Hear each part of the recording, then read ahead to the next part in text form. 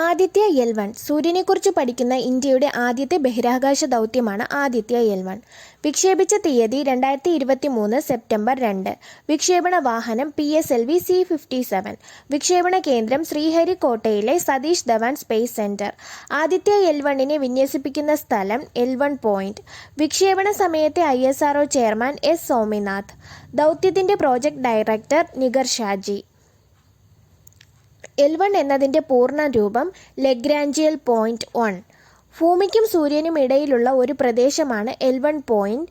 ഭൂമിയിൽ നിന്നും 15 ലക്ഷം കിലോമീറ്റർ ദൂരെയാണ് L1 പോയിന്റ്.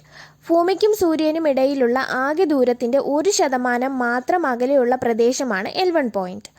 ആദ്യത്തെ L1 എന്ന പേടകം L1 പോയിന്റിൽ എത്തിയത് 2024 ജനുവരി 6-നാണ്.